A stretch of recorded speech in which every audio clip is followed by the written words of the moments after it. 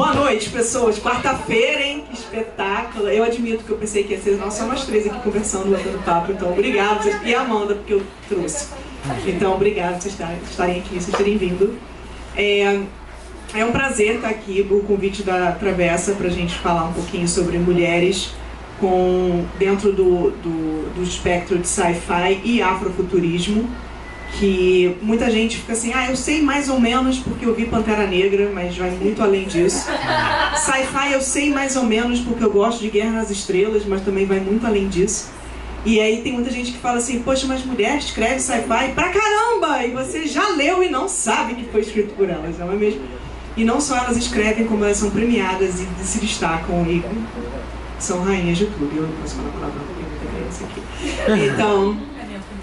tem criança, a gente não pode falar, não pode, a gente tem que soltar assim, falar assim, gente, aí vocês sabem, quando vocês não entenderem a palavra, ensina o palavrão que vocês gostam e que vocês preferem, né, porque isso aqui é pra família, que não é tradicional brasileira, graças a Deus.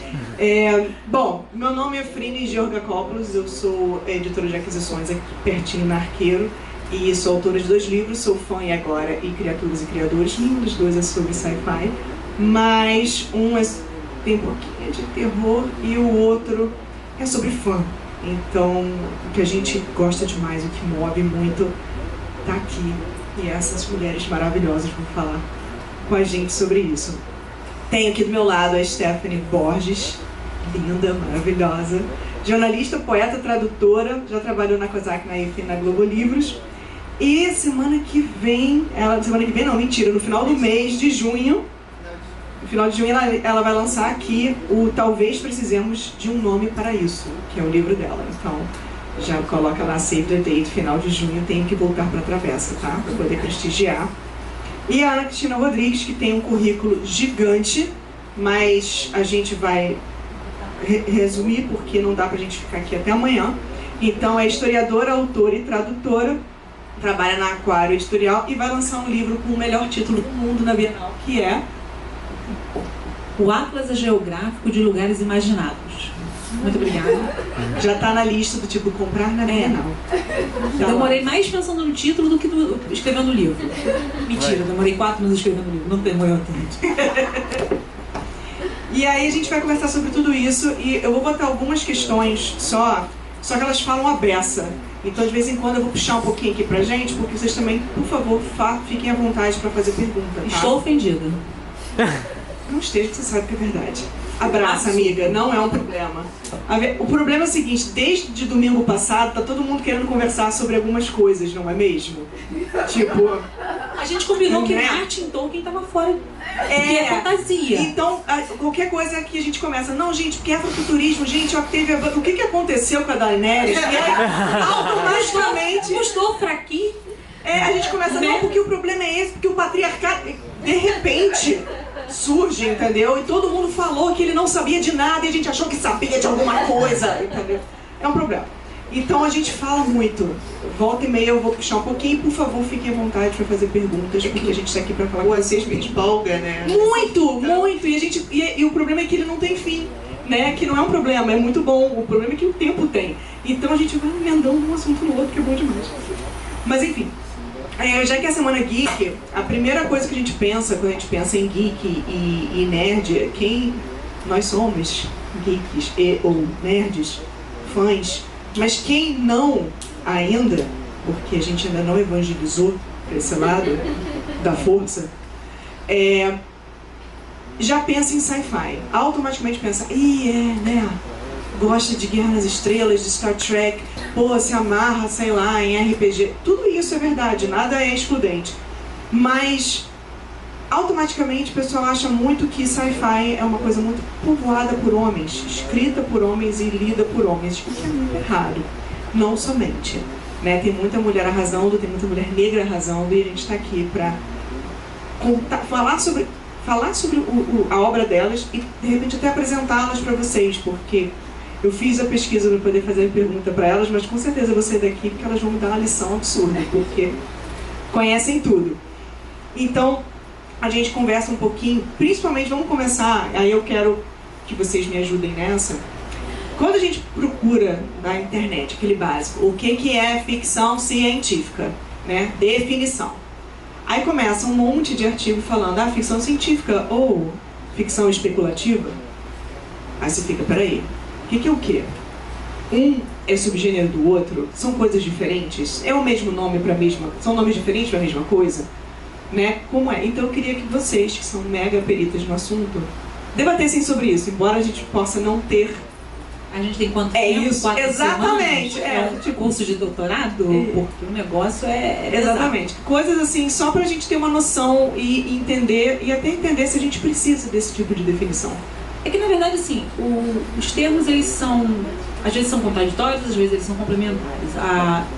Dependendo de quem esteja definindo, porque é uma definição fluida. A ficção especulativa, geralmente, é um termo mais guarda-chuva, que abrange qualquer coisa que não seja a ficção realista que sai no The New York, dessas coisas assim. Tipo terror, distopia. Terror, distopia, fantasia, o realismo mágico, o surrealismo e a ficção científica.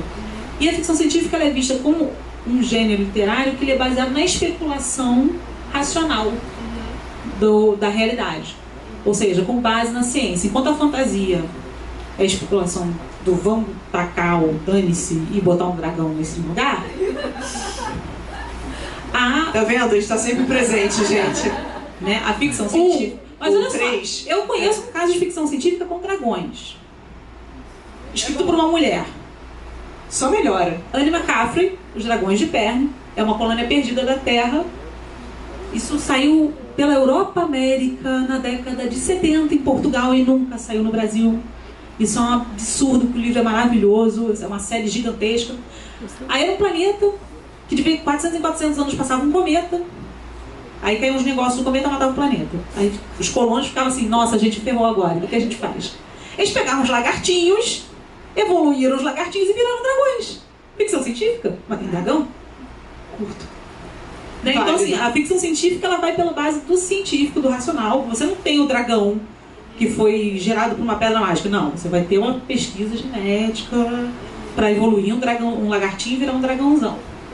Então, a sua especulação com base no científico. Na fantasia, provavelmente, teriam pegado uma pedra, tacado, ou então pegado uma pokebola, tacado, né? Porque Pokébola não é aquela coisa, tipo, dragões existem, enfim. Tipo, né? Estão ali. Estão ali. Eles são. Não é uma questão, assim, né? Tipo, por que dragões? Simplesmente estão lá. Eu concordo com essa ideia de que a ficção científica, ela acaba partindo por esse viés, né? Mais tecnológico. Mas eu também acho que não necessariamente dispensa elementos fantásticos. Eu acho que assim, a galera fica muito fixada naquela coisa da TV, né? As séries clássicas, né? Star Trek, Star Wars, assim, mas assim, gente, a força é magia, né? Então, assim, não são coisas contraditórias e excludentes, elas estão ali acontecendo tudo ao mesmo tempo. Se você, a partir do momento que você decide extrapolar, vamos extrapolar, né? Porque eu acho muito engraçado essa coisa de pessoas entram nessa coisa da cultura nerd, de depois ficarem tentando colocar as coisas numa caixinha, sendo que é justamente o pessoal que gosta do fantástico. E o fantástico, ele pode vir de várias maneiras e várias possibilidades, e a gente vai falar de várias delas aqui. Então, assim, por que é que depois que as coisas existem, as pessoas ficam ali, não, mas não pode, porque... Como assim não pode, gente? É uma explicação freudiana, mas a gente não pode falar nesse horário agora, porque tem crianças presentes. Muitas vezes é mercado, né? Uma coisa, por exemplo, o termo Dark Fantasy, né? Que a gente acaba falando sempre de fantasia, que é um termo mercadológico. Surgiu para botar o Torre Negra do Stephen King. Depois virou qualquer coisa que eles achavam que... Aí depois, quando não tá mais encaixando, criaram um tal de Green Dark. Aí agora nos Estados Unidos, por causa do Green Dark, eles têm que ter uma coisa mais esperançosa, surgiram com Hope Punk. Hope de esperança. Aí eu falo, gente, esse pessoal não tem mais o que fazer do que criar nome, né? Eu vou fazer o Punk Punk, o Funk Punk, o Samba Punk, sabe? Porque... Mas é a necessidade de encaixar, e também na questão do nerd, criador e tudo, é de tentar ser um pouquinho mais original que o outro. Se o cara fez o steampunk, eu vou fazer o o diesel punk, eu vou fazer o gaslight punk, eu vou fazer qualquer coisa punk, mas não o que aquele cara já fez, para eu poder ser o... Porque é aquela coisa de inovador, eu vou ser o primeiro a fazer uma space opera passada na galáxia de Andrômeda com lagartos gigantes e vou chamar isso de, sei lá, Andrômeda punk. E pronto, aí o cara quer ser o único. Aí fica essas briguinhas. Inclusive dizem que Star Wars não é ficção científica. Exatamente, é. Porque tem a força. E eu falo, e daí? É legal, tem na vizinha. E você vai convencer o moleque de 12 anos que aquilo ali não é ficção científica, tem na vizinha! É legal, tem na vizinha. E a gente vem e fala assim, poxa, um dos primeiros livros, se não é o primeiro, mas um dos primeiros livros de ficção científica que está escrito por uma mulher é Frankenstein, que não tem na vizinha. Né? E todo mundo, mas é de terror. Não. Se você parar pra pensar, ele é uma ficção especulativa. É uma ficção especulativa sobre um sujeito chatíssimo. É, porque o Frankenstein não é a criatura é gente boa, vacas. Não foi se meter aonde não foi chamado, entendeu? Um caso seríssimo de inveja do útero, tipo, não posso criar a vida. O que vou fazer? Vou criar a vida juntando vários pedacinhos de corpos mortos. E vai ser um sucesso. E claro que não. Claro que não. Só podia dar ruim. Mas era o quê? A confiança do homem branco. Não, detalhe. Depois que ele criou Pró-Vida, depois ele não se responsabilizou por aquilo, não é mesmo? Olha só. Pois é. Vejam só. Frankenstein é um grande livro feminista, principalmente se vocês lerem Com ódio de Victor Frankenstein, que merece todo. Não, tem o pessoal que acha assim, ai, coitadinho, ele está sofrendo. Acho que sofreu foi pouco, entendeu? Mas enfim, e se vocês pararem pra pensar, eu li Frankenstein recentemente, tem uns 2 anos. Primeiro eu tentei ler, achei horrível.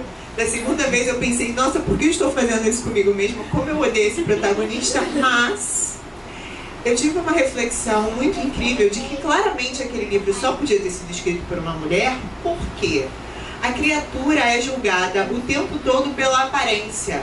Qual ser é mais julgado pela aparência na vida? É a mulher. Não responde. Meninas, aquelas... Tadinha, a gente não odeia você, tá? Então, assim, é aquele momento em que você para e você se dá conta de que tem várias coisas contrabandeadas dentro daquela ficção, de uma reflexão não só do excesso de confiança do homem branco, mas também de como a vida das mulheres é pautada pela questão, por exemplo, aquela criatura, por ela ser feia e horrenda, ela quer amor e ela não consegue, ela é totalmente privada de afeto. Ela quer ser aceita, ela quer entender qual é o lugar dela. Pois né? E aí? Mas só porque ela é muito feia, ela não tem a menor oportunidade, já fecharam as portas, não quero, rejeição, assim. Então, a gente vai pra pensar que, tipo, isso jamais seria uma questão masculina, porque, assim, homens mesmo feios são aceitos, né? Assim, em termos, mas não é uma exigência tão grande, não é uma preocupação tão grande a estética da experiência masculina.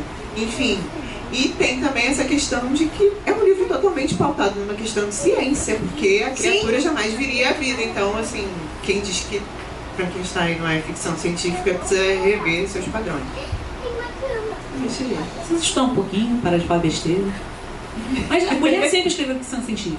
Houve um movimento meio que de apagar mesmo. Um movimento natural por quê? Quando você chega na época dos Pulp Fictions, daquelas revistas americanas que foram um grande ponto de popularização da ficção científica escrita, todo mundo escrevia com pseudônimo.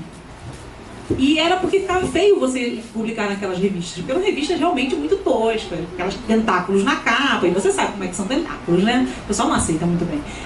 Então era meio vergonhoso. Inclusive, se você depois quisesse ter uma carreira, publicar naquilo ali ficava muito feio para você. Então todo mundo publicava com pseudônimo e esses arquivos se perderam.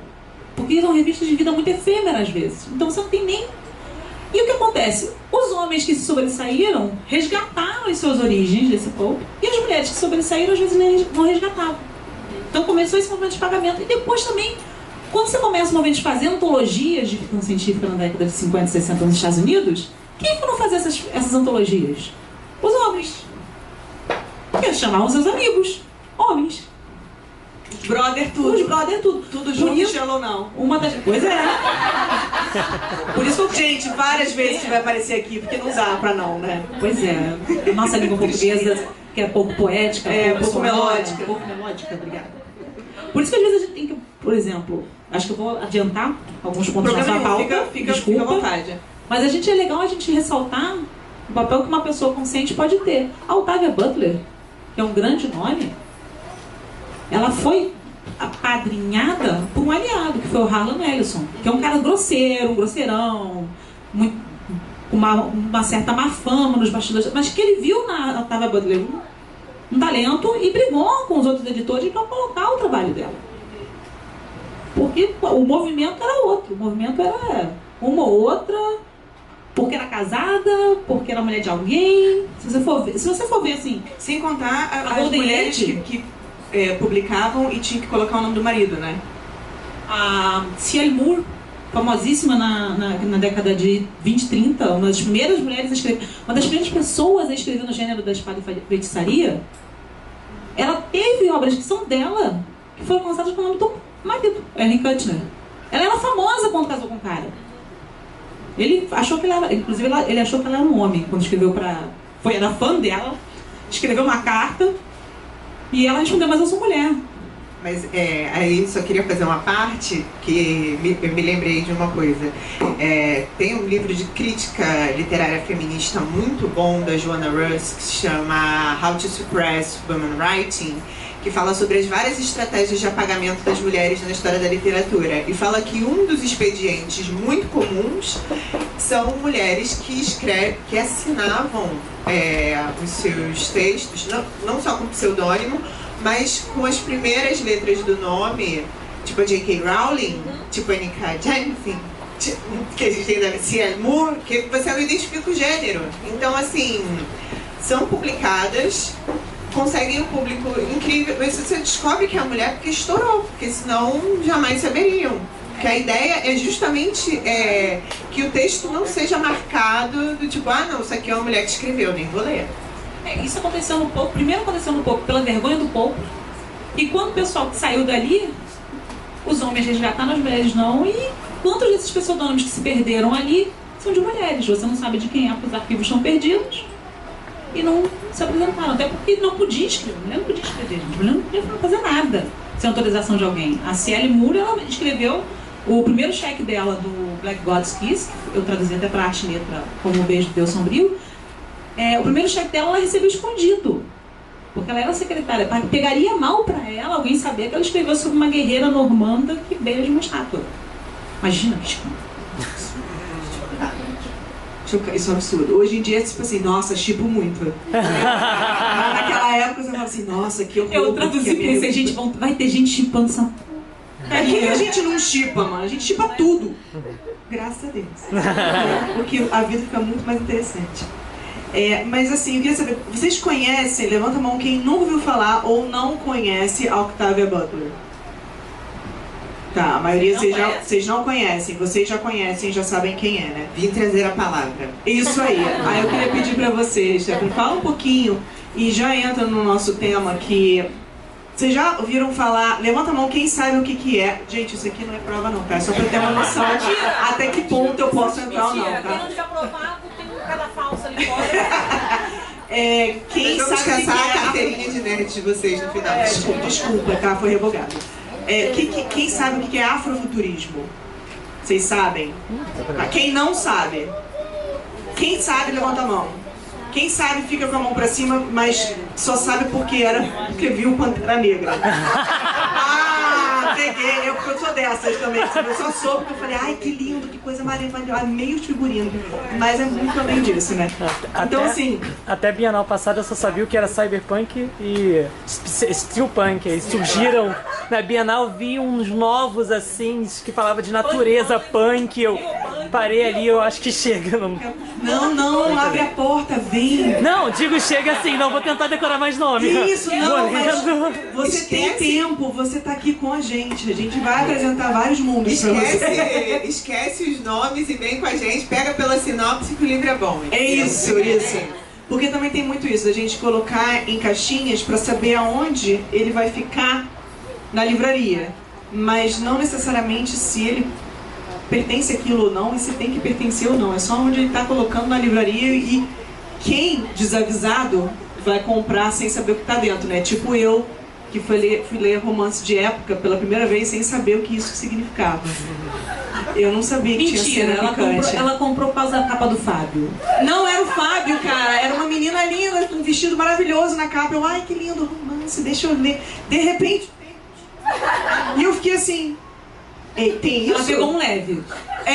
Não, mas é porque foi a primeira cena, depois o negócio melhor. Tá. E aí eu comecei a ler, eu tava lendo, eu comecei a ler assim, né, do tipo meio sem graça. Então é isso, você não sabe o que você, né, vai levar pra casa. A dica é o seguinte, começa com muito punk, steampunk, candlepunk, light punk, qualquer coisa punk, você fala que é retrofuturismo e sai tudo entendido.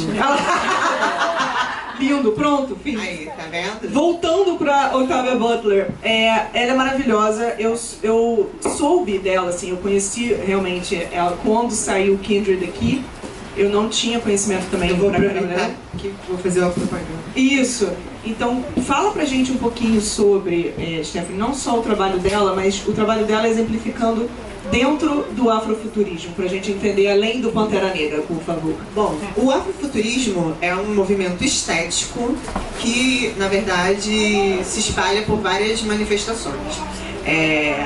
Existe, por exemplo, uma vertente do afrofuturismo que está ligada à música, que está associado à mistura do jazz com música eletrônica. Isso não é novo, gente, isso é dos anos 70, tá? Mas, enfim, a gente começou a descobrir recentemente. Embora eu desconfie que Jorge Ben, cantando sobre alienígenas em Tábua de Esmeralda, e Gilberto Gil cantando sobre a internet, tem um pezinho no afrofuturismo, a gente que não foi lá investigar direito, entendeu? Porque, né, assim, as conexões são estranhas. Mas, então, o afrofuturismo, existem algumas definições que dizem que basicamente são pessoas negras imaginando futuros para pessoas negras. Só que isso, na verdade, é um termo guarda-chuva, como a Ana disse bem, porque isso foi extrapolando para várias outras situações. Por exemplo, a Octavia Butler, ela trabalhou todos os tropes narrativos que a gente puder imaginar. A gente tem o Kindred, que é Viagem no Tempo. A gente tem a Parábola do Semeador e a Parábola dos Talentos, que são distopias. Isso só o que a gente tem traduzido no Brasil, tá? A gente tem o Despertar, que é o primeiro volume da Xenogênese, que é uma ficção científica que é assim. Aconteceu a Terceira Guerra Mundial, a Terra foi praticamente destruída pela guerra nuclear, e aí surgiram alienígenas que pegaram os poucos seres humanos que sobraram e levaram para uma nave que fica na órbita atrás da Lua. E tudo nessa nave é orgânica. A nave é tipo uma grande planta boiando no espaço. E tudo ali é orgânico, consumível, enfim, simbiótico. Se desloca no tempo e no espaço, porque aonde ela vive seria um lugar onde teoricamente não haveria escravidão, mas ela vai parar no sul, racista. E aí, o que acontece com essa mulher é que de repente ela descobre que ela está sendo convocada no tempo para garantir que os ancestrais dela se encontrem e a bisavó dela nasça. Então, assim, toda vez que o bisavô dela, que é um homem branco, faz uma merda, vocês podem imaginar que ele faz muitas merdas, ela volta no tempo para salvar ele. Só que, assim, toda vez que ela volta para salvar ele, eles vão construindo uma relação. Só que qual é o problema? É uma mulher com uma cabeça do século XX, que ela chega lá na época da escravidão e ela se acha muito esperta. Ela pensa assim, vou enganar todas essas pessoas que acham que eu sou uma escrava, quando na verdade eu não sou. E aí ela se mete em várias confusões porque ela subestima o tempo todo o risco que o corpo dela está correndo. Tipo, ela acha assim, não, eu sei que isso aqui vai acabar, eu sei que a escravidão não é para sempre. Tipo, isso aqui é só um momento específico, eu tô aqui um tempinho e tal. E ela pensa que o tempo todo ela tem que estar brigando pela sobrevivência dela. Até que ela passa por várias furadas. Ela é escoteada, tentam estuprar ela, confundem ela com uma outra mulher negra, porque afinal todas as mulheres negras se parecem. Mulheres negras aqui, quantas vezes vocês já ouviram do tipo, você parece alguém que eu conheço, você parece aquela moça da televisão. televisão, enfim, tipo, gente, parece com a minha mãe, sabe? Oi. Então, ela vai usar essa premissa da viagem no tempo para tratar de várias questões, não só da construção social, mas das relações humanas, das relações de afeto. Por exemplo, essa mulher, ela é casada com um homem branco. Chega um momento que ela explica pra ele, olha, quando eu desmaio assim, passo mal e desapareço, é porque eu viajo no tempo. E aí ele vira e fala, ai, que legal, vou também, vai me dar ideias pro meu romance. E aí um dia ela tá passando mal, o cara vai lá, abraça ela e viaja no tempo com ela. Quando eles dois chegam lá no passado, a primeira coisa que assumem é, e aí, cara, você e tua escrava aí? E ela fica revoltadíssima, né? Do tipo, ai, você vai fazer isso. E ele vou fingir sim, porque é mais fácil. Tipo, pra ele tá tudo ótimo, tá tudo muito cômodo, sabe? Então, é uma questão também de usar a ficção para tratar questões extremamente complexas, que se alguém dissesse assim, nossa, olha, tem esse tratado aqui sobre relações birraciais ao longo da história. Quem vai querer ler? Mas, pô, viagem no tempo é maneiro, vai. Viagem no tempo é legal. Esse é o Kindred? É o Kindred. Eu acho bem legal pegar o contraponto do Kindred com Outlander. Sim. E com o livro do Juízo Final, da Connie Willis, que saiu pela Suma de Letras. São viagens do tempo. 3 viagens do tempo. O da Connie Willis também é uma ficção científica. A personagem é uma historiadora. Ela viaja para a época do Domesday Book, que é um censo que teve na Inglaterra medieval, e ela também sofre, mas ela não sofre no nível que sofre a protagonista do Kindred. A moça de Outlander não sofre, juro pra vocês, eu li Outlander por obrigação de ofício várias vezes, algumas vezes, e dá pra você perceber que mesmo que muita coisa ruim aconteça com a Claire, não é o que está acontecendo com a Dana. Há diferença. A Claire ainda é vista como uma pessoa de segunda classe, como a protagonista do livro do Juízo Final. Ainda é vista como uma pessoa menos importante, mas não devia falar muito, fica quietinha na tua, deixa que eu falo. A Dana não é uma pessoa para aquelas outras pessoas, para aqueles outros ali. Ela não é pessoa, ela é mercadoria, ela é. E eu acho que eu nunca vi um livro que me expôsse tanto isso. Talvez por ter sido escrito por uma mulher negra que estava vivendo na época que ainda existia uma segregação racial oficial nos Estados Unidos. Porque esse livro não é de agora, esse livro é da década de 60, 70. Ainda existia leis de segregação racial. Ela não estava escrevendo de um passado tão distante, ela estava escrevendo muita coisa do cotidiano dela.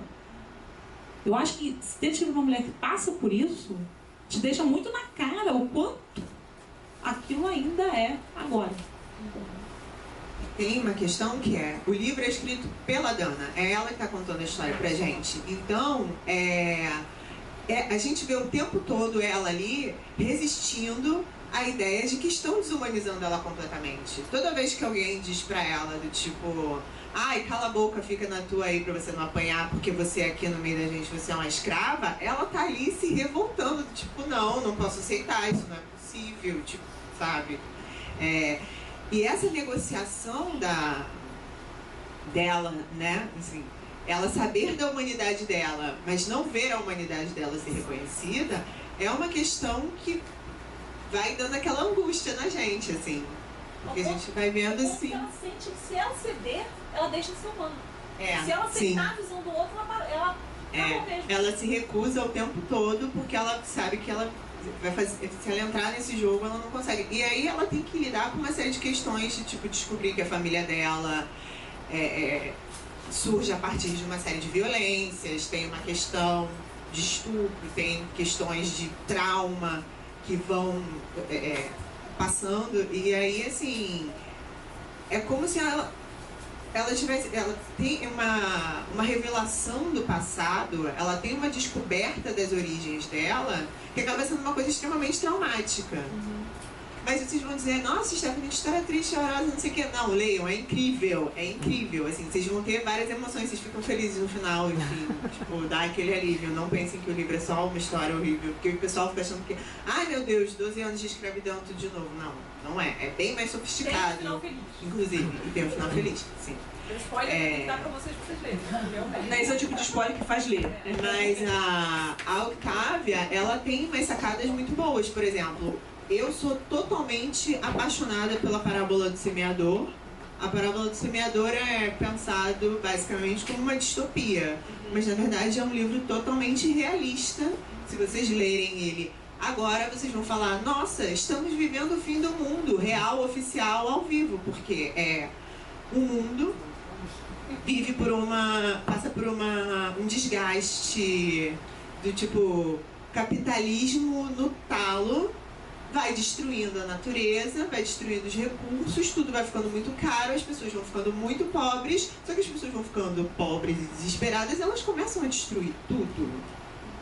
E aí é aquela mentalidade extremamente egoísta, extremamente individualista, em que todo mundo só quer pensar no seu, o que eu preciso fazer para sobreviver, todo mundo com porte de arma liberado. Isso lembra vocês de alguma coisa? Entendeu? Crianças aprendendo a atirar com 15 anos de idade, do tipo, nossa, mas que coisa de ficção! Você vai aprender a atirar para proteger o nosso condomínio. Mas são personagens de bem. São todos personagens de bem. Inclusive o pai da protagonista é um pastor que ensina ela a atirar. Olha só, gente. Veja só. Passa-se no Rio de Janeiro. Então, não, é só pistola, por enquanto. Ai, ufa. E aí a parábola do semeador é escrita do ponto de vista dessa menina de 18 anos, que é filha do pastor, e ela tem uma crise de fé. Por quê?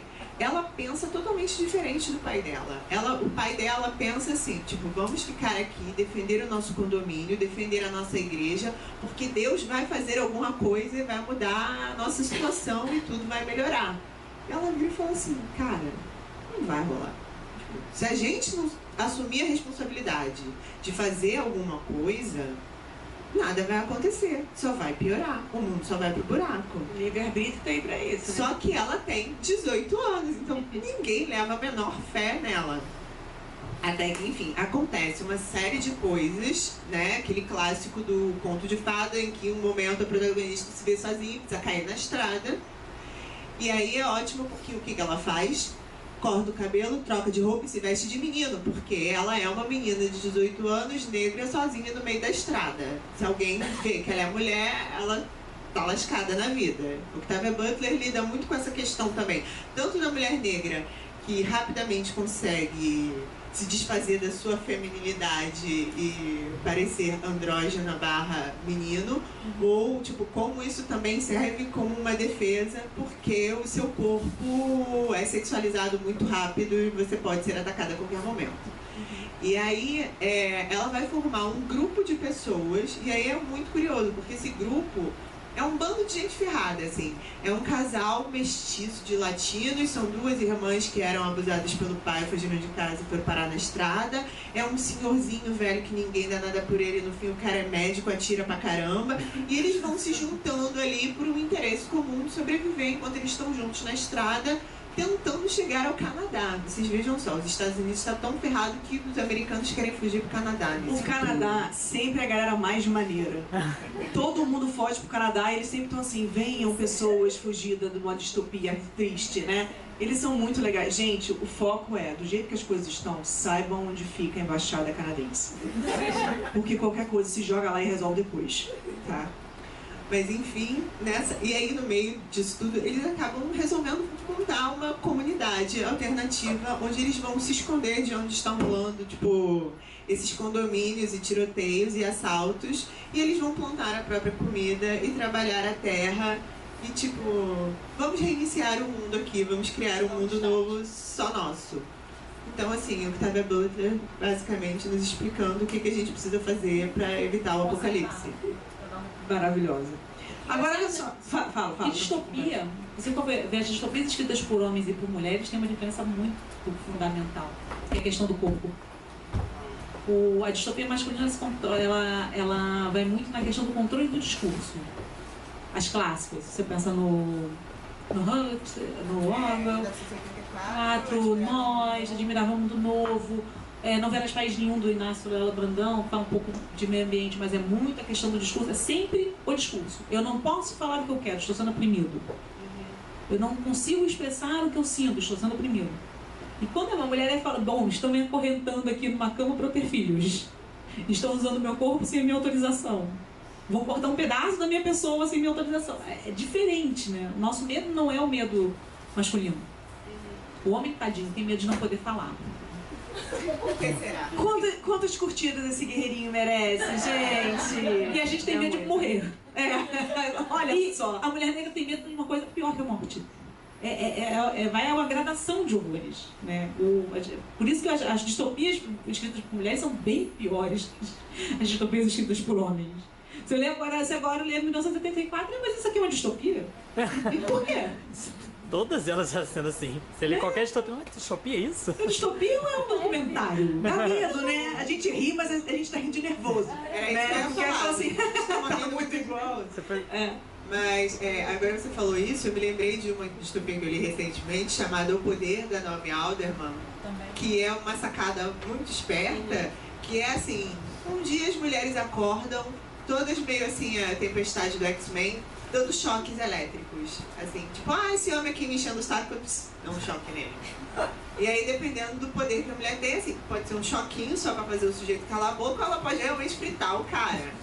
Existem níveis, elas vão treinando, elas vão se desenvolvendo. E aí é muito engraçado, porque o desenvolvimento do poder se dá por contágio. As meninas mais novas começam a desenvolver, e aí conforme elas vão dando choques umas nas outras, elas, tipo, liberam uma glândula que tem no corpo, no livro chama de trama, e aquilo ali produz o poder elétrico. Só que o que acontece? Esse livro tem uma sacada muito boa, que é, a partir do momento que as mulheres têm força física para sobrepujar, né, o domínio masculino, elas não refletem sobre o que o poder realmente significa e que tipo de mundo elas querem construir. Então elas só continuam reproduzindo essa mentalidade bélica, capitalista, de domínio, do tipo, sou mais forte, logo vou mandar. E aí, obviamente, vira uma distopia, o mundo vira ruim, porque vira assim, tipo, o patriarcado invertido. Vira um matriarcado do horror, assim, que os homens são oprimidos e as mulheres vão perdendo a capacidade de sentir, de se relacionar, de ter solidariedade entre elas. Então, vira uma coisa assim, tipo, horrível. E a gente vê que realmente aquela galera que vira e fala assim, o feminismo é o machismo ao contrário. Tipo, não, amigo, a gente não quer isso não. Tipo, isso não nos pertence. Tem uma coisa que eu queria falar, e acho que tem muito a ver com o que você está falando sobre, usando o poder como, o poder livro como exemplo, é assim, a ficção científica, existe um preconceito muito grande contra a mulher na ficção científica, tanto como produtora do conteúdo, né, seja filme, seja série, seja livro, como quem consome a ficção, né? Todo mundo fala, isso acontece muito com quem está em fóruns, principalmente gamers, né, mulheres sofrem um assédio absurdo. Muitas vezes tem aquela galera nerd palestrinha que fala, isso não é coisa de mulher, que não sei o que, e você fica, cara, amigão, não fica quieto, né? Mas o que é meio que incoerente acontecer na ficção científica, porque a ficção científica você pode mexer com as regras, você pode mexer com regras de tudo, dado aí um exemplo também, além do poder, a mão esquerda da escuridão, da maravilhosa Ursula Le Guin. Leiam Úrsula. Da Úrsula, claro. Façam as editoras trazerem mais a Úrsula. Vai sair Pelo Amor Branco, Life of Heaven. Qual é o nome que eles deram? Você lembra? Alguma coisa que é isso.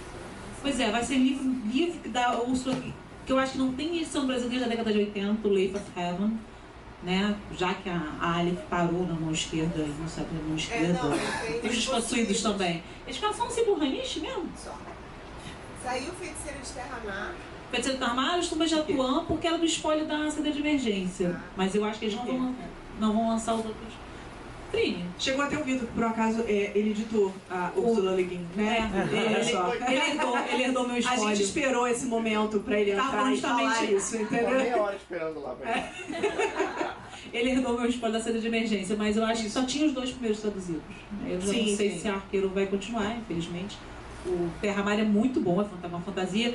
Quem gosta de Patrick Rothfuss, quem gosta de Harry Potter, quem gosta de Guerra dos Tronos, deveria ler Terra-Mar, porque apesar de parecer ser um livro mais infantil, é um livro que tem uma questão de uso do poder, de crescimento pessoal, que é muito incrível.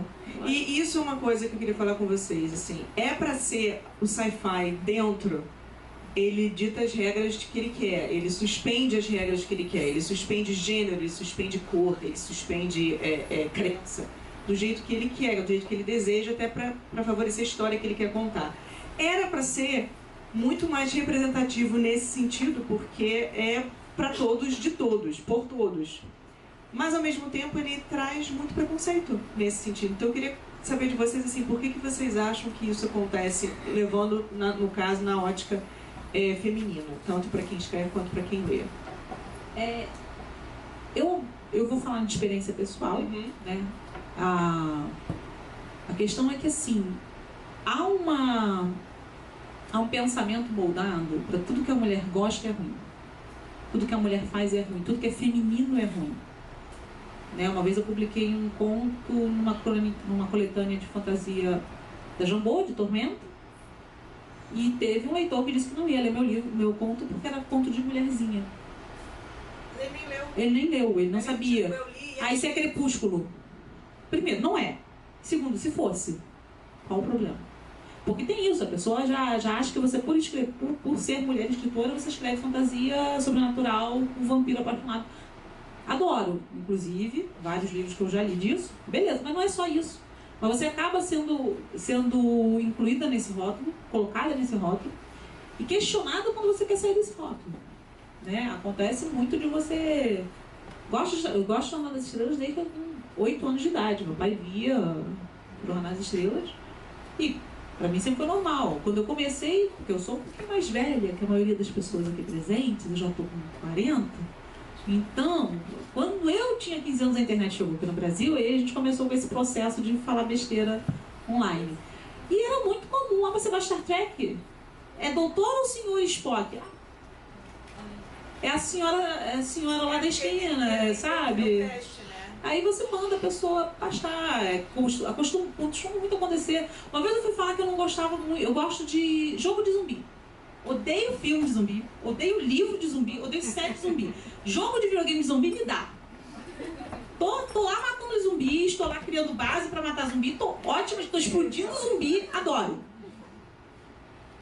Me foi um senhor, uma pessoa, homem, me explicar que o zumbi do Jorge Romero é uma metáfora do consumismo e blá blá blá. Eu juro pra vocês que eu fui no bebedouro do cara mandar o cara tomar banho. Ele acabou de me lembrar que eu não posso falar o que. Ainda bem. Mas eu mandei o cara tomar banho. Falei, meu amigo, eu não te perguntei nada. Eu só disse que eu não gosto. E que eu gosto de outra coisa. Foi me explicar o terror. Mas olha só, eu vou fazer um comentário geral, assim, que eu acho que as pessoas ultimamente na internet estão ficando muito melindradas com a questão do gostar. Assim, se você vira e fala assim, nossa, não gostei do final daquela série lá do domingo. Aí vem um monte de gente chorar no teu perfil e assim, gente, sou eu, um ser humano, ok, normal, eu não gostei. Mas assim, se você gostou, gosta aí no seu cantinho, fique aí gostando, fique feliz, sabe? Agora as pessoas... um adendo só nisso, que é muito sensacional. Eu botei na minha timeline aqui um post sobre a série de domingo. O melhor é que é tipo Voldemort, né? Aquela que não deve ser dominada. Não, vários posts sobre a série de domingo antes do domingo. E aí eu tô lá discutindo porquê, não sei o que, e o pessoal entrou num debate bacana, e as pessoas falando, eu acho isso, eu acho aquilo, é verdade, mas é aquele ponto de vista super sadio.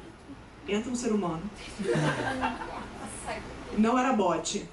Entra um ser humano e fala assim, eu gostaria de lembrar, eu gostei sim, do tipo, hashtag minha opinião que importa, no meu perfil. Tava na timeline dela. Eu só gostaria de lembrar que a série de domingo não é realidade. Aí eu respondi, como assim não? Você tá dizendo pra mim que não existem dragões? Você tá falando na minha cara que não existem dragões? Segura minha bolsa. Aí, obviamente, a pessoa ficou quietinha, mas assim, não dá pra discutir, sabe? Você fica, amigão. Eu adoro. Essa da realidade eu adoro quando a pessoa fala, quando você fala, poxa, mas eu acho que aquela personagem feminina teve um arco problemático. Mas na Idade Média, meu amigo, calma aí, que eu vou tirar meu mestrado aqui do bolso e a gente vai discutir. Porque pra começo não tinha nem dragão na porcaria da Idade Média. Começa por aí. Como assim? Não tinha dragão? Eles acharam até que tinha. Mas sério, tudo que Vocês também achavam que a Terra era plana, né? mas ainda vão. Ainda acham. Mas isso é um problema sério. Você fala assim, olha, ficção científica escrita por mulher. Mulheres escrevem ficção científica. Me diz um exemplo. Úrsula Le Guin. Ah, mas a Úrsula não escreve livro de navezinha. Aí você vai pra, sei lá, pra aquela moça que escreve a Vorkosigan Saga, que é uma saga de 20 livros com muitas navezinhas. Tem navezinhas que não acabam mais. É uma space opera de uma família. Então toda a família é comandante de nave. Então imagine a quantidade de naves que tem. Ah, mas essa tá em inglês. Aí você vai citando nomes e tudo. Já teve. Ai, mas mulher não escreve fantasia. Aí você vai citando. Ah, Gemizinho. Ah, mas é uma fantasia mais africana, eu queria uma fantasia mais europeia. Aí você cita. Ah, mas eu queria assim, eu queria assim. Meu amigo, você não quer nada, você quer encher o saco. Então, era isso que eu ia falar. Era isso que eu ia falar. Esse é o momento do. Só o escreve seu é possível. Você Mas não o quer, que eu acho muito curioso é assim, além dessa lógica do teste e tal. Gatekeeper, né? A lógica do guardião. Você não vai passar.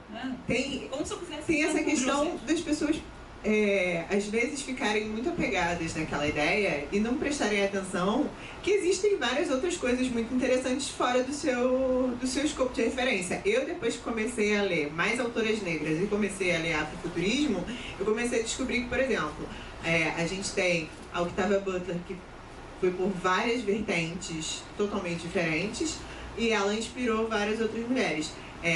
A Terra Partida de James Sim, que é hoje a Quinta Estação e o Portão do Obelisco, eram escravos do Império, ou eles são assassinados. E aí, a partir dessa premissa, você tem uma série de disputas ali entre essas raças e interesses e tal.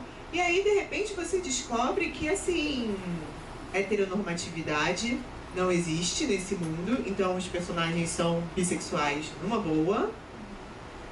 Não tem monogamia também, entendeu? Tipo, tá tudo rolando, de repente as pessoas estão ali se amando no amor. E aí você fala assim, claro, faz todo sentido, porque, né, se é ficção científica, por que a gente deveria se ater a Essas regras, né? todas essas regras? É igual a Mão Esquerda da Escuridão, que eu acho sensacional, que as pessoas estão lá, existindo, aí você se interessa por aquela pessoa e aí, dependendo do seu interesse, de como é que você quer se relacionar com ela, e seus genitais mudam pra vocês arrumarem um jeitinho de fazer o negócio, entendeu? Eu achei isso de uma praticidade absurda. E é maravilhoso, porque você parte da premissa de que você gosta daquele alguém.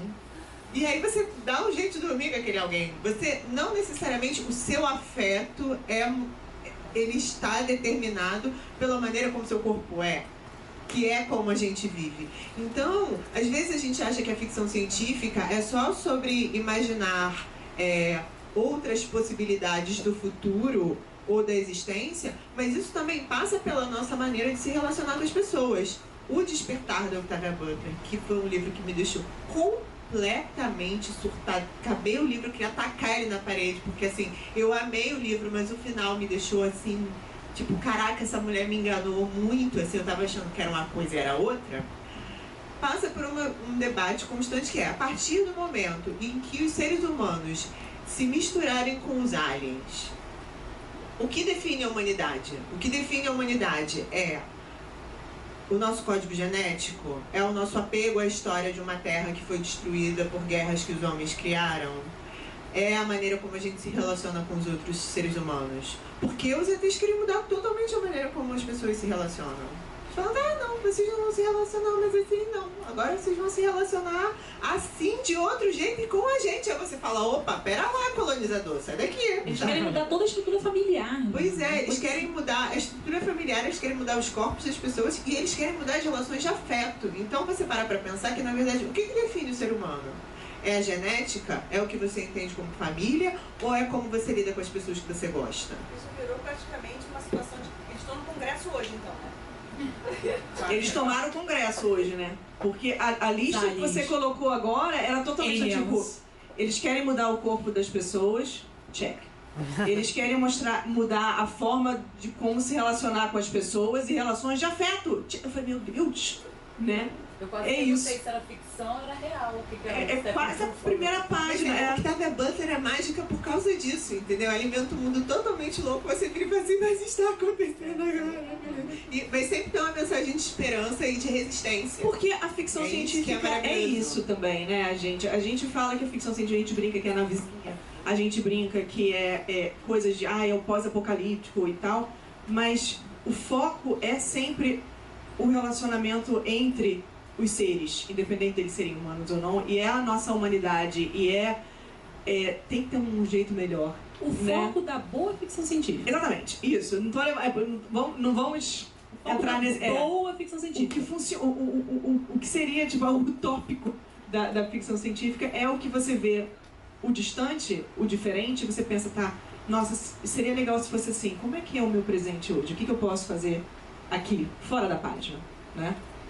Porque assim, se você pega a ficção científica, historicamente, vai lá naqueles fundadores, no cânone, não sei o quê, aquele monte de homem branco, o Asimov, o Clarke, o Wells, eles não questionam nada disso. Você já leu Asimov? Todo mundo já leu Asimov? Eu até gosto de muitas coisas do Asimov, mas ele não questiona em momento algum padrão de comportamento, padrão de relação.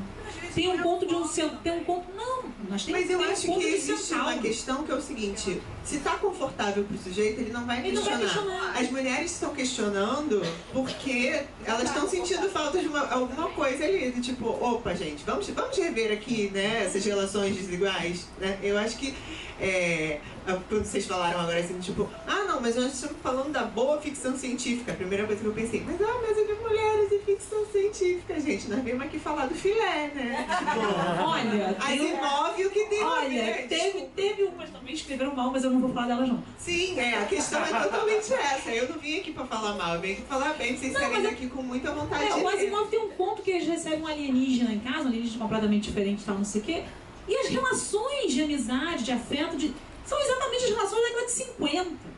Tem um livro que eu adoro, que é o City, do Clifford Simak, que é maravilhoso, que é Como a gente deixa a civilização para os cachorros. Eu acho que já é um ponto. Você lê essa resenha? Meus GIFs são ótimos nessa resenha, vocês podem procurar no meu site. Eu escolhi GIFs com meu filho. Falei, Miguel, senta aqui que vamos escolher GIF de cachorro. A gente escolheu GIF de cachorro. Mas ele pensa muito a questão do pós-guerra nuclear, das cidades, mas ele não pensa as relações humanas em momento algum. As pessoas se integraram, as pessoas estão morando a quilômetros de distância uma das outras e se relacionam do mesmo jeito. Porque ele é um homem branco. Da década de 60. Um amorzinho de pessoa, provavelmente, tem umas ideias bem legais até, mas né, não dava pra esperar muita coisa dele. E as mulheres não. Quem questiona o papel de gênero é a mulher. Ou gay. O Samuel Delany, que vai sair pelo Amor Branco também. Que é um cara sensacional. Leiam. Vai ser nova ou Babel?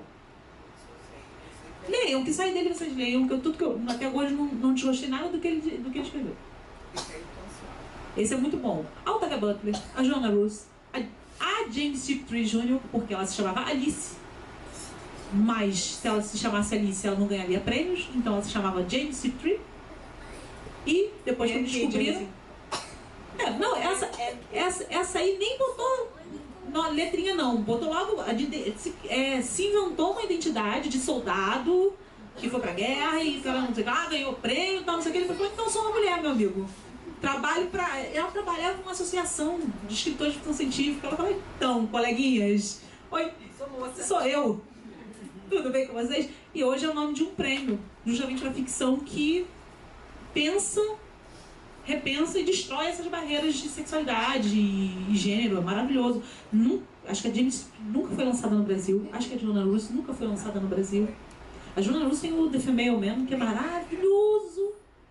E assim, por quê? Mas por quê? Porque isso não é navezinha. Isso não são explosões que fazem barulho no espaço.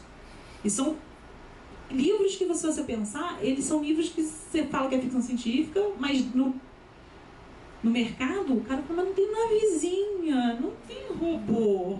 Precisa ter um pouquinho de coragem para publicar um livro desses. A gente fala da Morro Branco, porque o Morro Branco tá trazendo uns negócios. Eu nunca, na minha vida, achei que alguém fosse trazer o Delane pra cá. Nunca. E a gente tá trazendo. Agora, a dúvida é mais uma... Quer complementar? É que eu ia falar, o Samuel Delany é um homem negro homossexual, só pra pontuar aqui, pra quem não estava sabendo. Não sei. Será? Não sei, meu Deus. Nossa, é tudo assim, ele é um interseccional todinho, marca tudo. Mas enfim, e é um grande escritor também que era parceiro do Octavia Butler e revolucionou. Outra coisa que eu achei engraçada, conforme você estava falando essa questão de questionar as relações e tal, tem um livro que eu traduzi, eu vou fazer um jabá rapidinho, mas aí já é uma pegada de afrofantástico. É um YA em que de fantasia, mas é uma fantasia afrocentrada em que todas as pessoas nascem sem cor e feias. E aí você tem 7 meninas no mundo em que elas são lindas e elas têm poderes de transformar a aparência das pessoas. E elas são, o Belis. E aí mas a capa do segundo volume é linda. Essa daqui é a primeira. Pega aí, tem Aí, um lá. lá tá aqui, olha. Sim, aí, meu filho. Aí vocês olham assim, livro de princesa. Não, é um terror, gente, esse livro. Tipo, a menina chega lá, vocês imaginam assim, capital dos jogos vorazes. Todo mundo lindo, endinheirado, rico, não sei o que. Chegam as meninas lá, vamos cuidar da beleza dessas pessoas. Aí vão lá e escravizam as meninas. E aí as meninas têm que, tipo, apanhar e deixar as mulheres bonitas. E tem que trabalhar até exaustão. E elas desmaiam de exaustão de trabalhar. E elas são isoladas, elas são colocadas pra brigar uma contra as outras. Do tipo, você vai competir com as suas irmãs, quem é melhor e tal. Agora acabou a amizade, agora é só competição. E aí, competição entre mulheres pra ver quem é mais bonita. Cultura negra bissexual. Isso acontece? Que coisa estranha, não? Ninguém é hétero nesse livro também. Ninguém é hétero. É incrível. Tipo, as pessoas chegam e falam assim, você tá namorando alguém? É um menino ou uma menina? É assim que rola o livro. Maravilhoso. E aí, o mais legal desse livro é que na lógica desse mundo, quanto mais retinto você é, mais bonito você é, porque mais você pode pagar para receber melanina.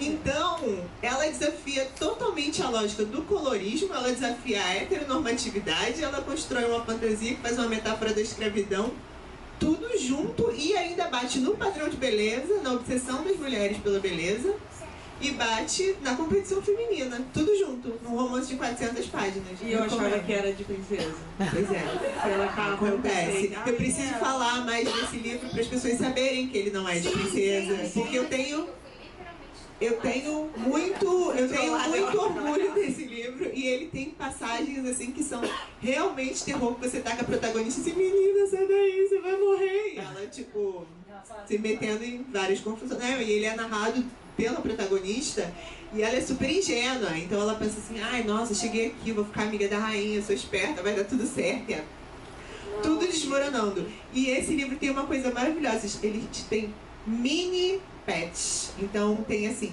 macaquinhos malignos que cabem numa xícara de chá, tem dragões pequenininhos que cabem numa xícara de chá. Nesse mundo fantástico você pode ter tipo uma mini girafa de estimação que cabe no seu copo. Mas tudo é evil? Tudo é maligno? Eles são malignos, eles fazem...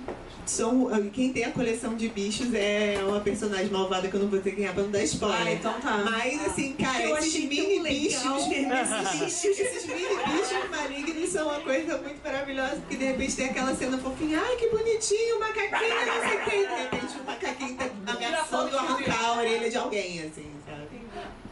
Já quero. Bienal tá aí pra isso. É que ele assim não tá na minha lista. Tá, tu vai até botar. Deixa eu fazer mais uma pergunta pra vocês, e aí eu quero que vocês fiquem à vontade pra perguntar também.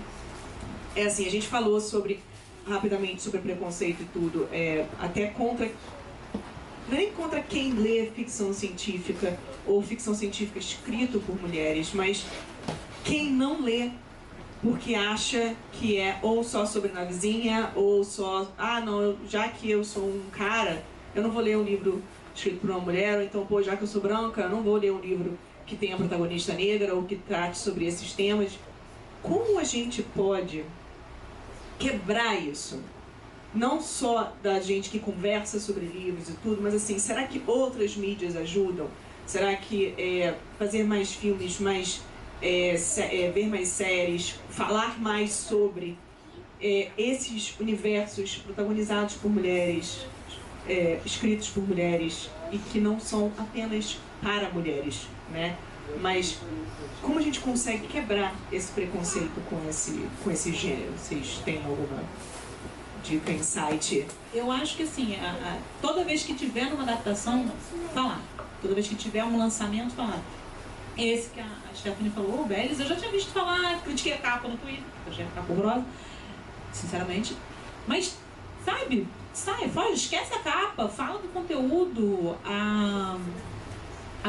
Tem uma série pra ser feita sobre o White Seed, da Otávia, não é? Sim. Que a Nene Di vai ser roteirista. Então tem que falar sobre ele. ele. Vai fazer uma série do Quem Tem Minha Morte. Quem Tem Minha Morte também é um romance da Nene Di Okorafor maravilhoso.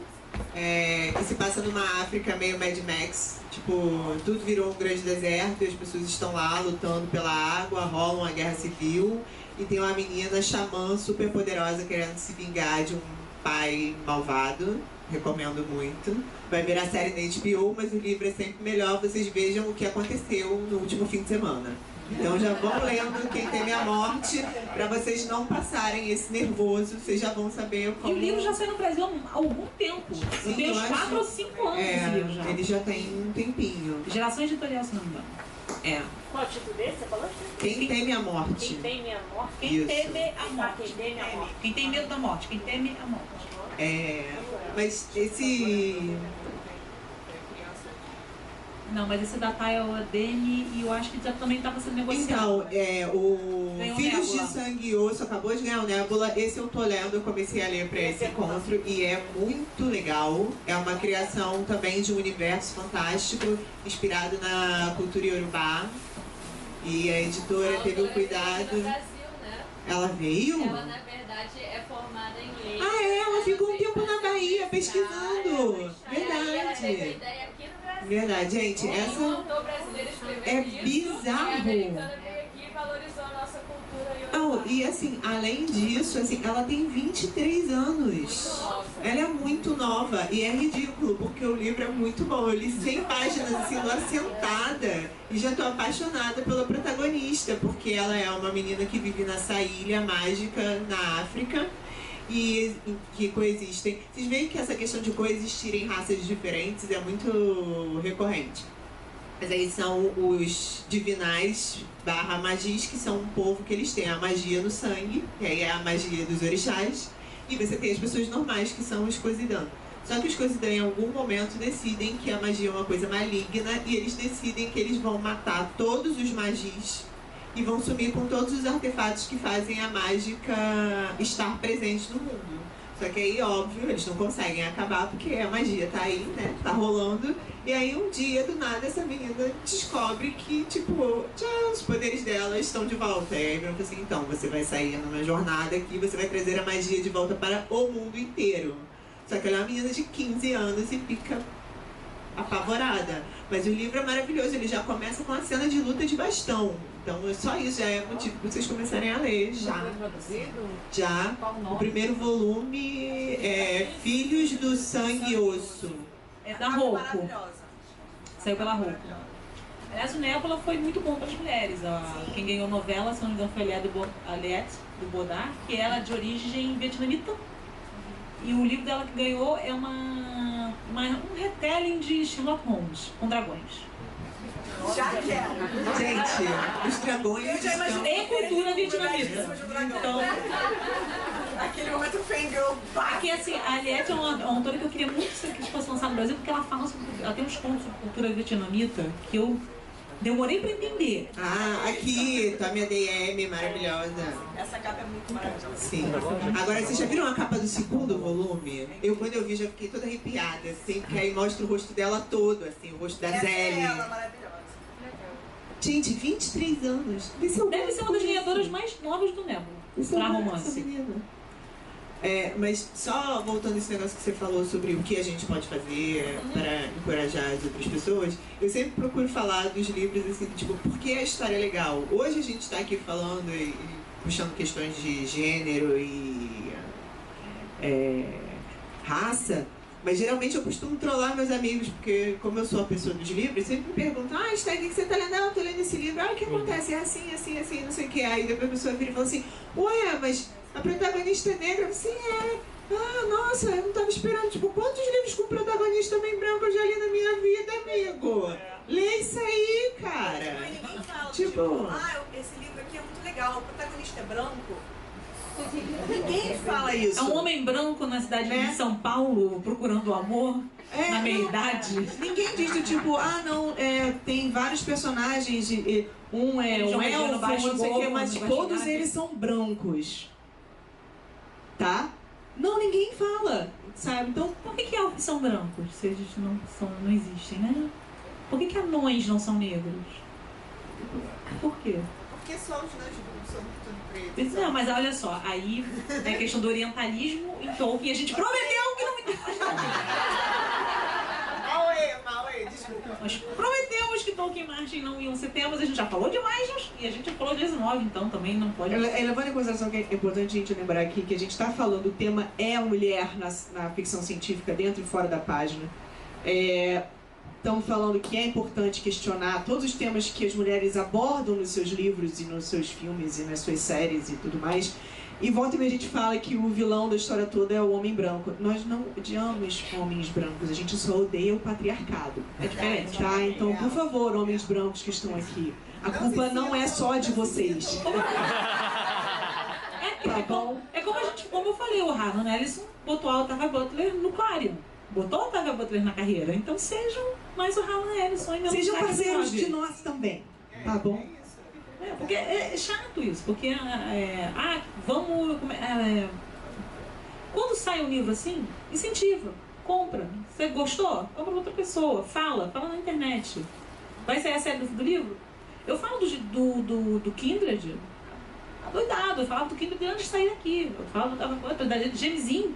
Eu tô enchendo o saco pra Gemesim sair no Brasil desde que eu li a carambada de reinos lá, os 100 mil reis. O primeiro livro dela eu li 2 anos depois que saiu e falei, nossa, isso aqui é maravilhoso, é uma fantasia com deuses caídos, aprisionados. Todo mundo é preto, pronto. Todo mundo tem cabelo crespo, quem não tem é mau. Eu achei ótimo isso. Eu falei, mas essa mulher tem cabelo liso. Ela é malvada. Entendi o que essa senhora fez, inteligente. Gostei. Então, falar, insistir, marcar no Instagram, postar foto da capa do livro, retweetar a notícia de adaptação. Quem gosta, eu acho que assim, é obrigado a espalhar a palavra. Porque a gente é fã, a gente gosta. Eu falo de ficção científica e fantasia o tempo todo, em todo lugar. Porque eu sou chata. Tudo bem. Mas as pessoas acabam lendo o que eu recomendo. Em algum momento, Gemesim chegou no Brasil, beleza? Porque eu falei, porque a menina do Nem Um Pouco foi o blog onde eu li primeiro, falou. E as pessoas foram falando e foi chegando. Então, assim, não desistam. Eu falo do Roger Zelani há 20 anos e ele vai sair agora pela Intrínseca um ano, né, nesse ano. E olha que ele é um homem branco. Tá. Para finalizar, eu quero passar para vocês a palavra. Passar a palavra para vocês. Só quero lembrar uma coisa. Vocês já viram um filme chamado O Clube de Leitura de Jane Austen? Já, eu Mulherada leu. Mulherada viu. Tem uma cena muito bacana, porque o clube são várias mulheres que se conhecem, né? E do nada tem um rapaz do meio, porque estão querendo rolar ali um momento cupido na história. E aí tem um rapaz. E ele é fã de ficção científica. E aí ele compra o livro da Jane Austen. Em vez de comprar todos, ele compra aquele enorme compilado que tem todos os livros num só. Ele fala, a gente vai começar por Orgulho e Preconceito. Ele, legal, no meio. E aí eles, não é uma sequência. Porque ele está acostumado, ele está focado na ficção científica, que são, 48 livros, 15 arcos e tudo mais. E aí, quando ele conversa com a outra personagem, que é quem eles estão querendo juntar lá na história, ele fala que ele tem várias irmãs e que o pai dele que levava ele para ler, ela falou assim, revistas, né, no quartinho dele, já viu que tipo de revista? Eram revistas de ficção científica. E aí ele se apaixonou por vários autores e se amarrou, não sei o quê. Só que todos esses autores são mulheres. Então ela ainda brinca, ela fala assim, ele fala para ela, eu tinha esse momento com meu pai para ler ficção científica, porque era só nós dois de homem em casa, com tipo 5 irmãs que ele tem, uma coisa assim. Então era um momento que nós dois tínhamos para fugir das mulheres. Só que eles continuavam cercados por mulheres. E isso é muito legal no filme, porque ela fala, nossa, você ainda está cercado por mulheres. Só que ele fala, mas de um jeito do tipo, elas me conquistaram pelos mundos que elas criaram e tudo mais. É muito bonito. Então acho que é meio que isso também, tipo, vamos espalhar, porque é bonitinho essa cena também, que ela não gostava de sci-fi. A personagem é todo tipo, não, é um absurdo, não presta, navezinha, né? Bacana. Lê aqui, eu acabei de ser conquistado por Betsy, agora eu quero ler, sabe? Porque, pô, falou de ditadura da beleza, eu falei, me dá isso aqui agora, sabe? Porque eu acho que é muito depois isso. você me conta o que você achou, porque eu Sim. quero muito conversar com alguém sobre esse livro. Desde que eu traduzi, só a galera da editora não conhece, que leu, assim, gente, por favor. Não, com certeza. Mas eu acho engraçado, porque assim, essa coisa da cultura do fã, eu acho que às vezes certos fandoms acabam assustando as pessoas justo por essa lógica. Assim, as pessoas conseguem pegar uma coisa que devia ser legal e transformar numa coisa esquisita. Então, assim, Excludente quando tinha que ser agregador. tipo, né? todos nós que gostamos de todas essas esquisitices, RPG, videogame, quadrinho e tal, tipo, houve um momento da nossa vida em que a gente era só os esquisitos sozinhos. Aí nós achamos os outros esquisitos e nos juntamos a eles e formamos os nossos, né? As nossas redes, os nossos grupos, né? Inclusive, tô querendo jogar RPG, quem tiver um grupo me convide. Mas assim. Aí. E aí, o que acontece? Tá, cara, já tem galera, já uma Eu cabeçada. tenho uma adolescente de 17, 2 gêmeas de 3 anos, então daqui a pouquinho já vai dar pra jogar. Daqui a pouco já rola. Sem as engolir os dados, tá valendo. Elas já estão engolindo os E dedos. aí? E aí o que acontece é que essa galera ficou tão fechada em certas definições do que é ser fã, que isso muitas vezes afasta. Eu tô falando isso porque eu sou uma pessoa que, por exemplo, deixei de ler, fiquei muito tempo sem ler várias coisas porque tinha uns amigos que me alopravam, me enchiam o saco, e eu falava, mas não vou ler mesmo, tem que ler. Tipo, não tenho, não sou obrigada. E aí ia ler trocentas outras coisas e acabava. Então, assim, às vezes quando vocês se depararem com esses fãs chatos, ou até porque na internet tá rolando demais, né?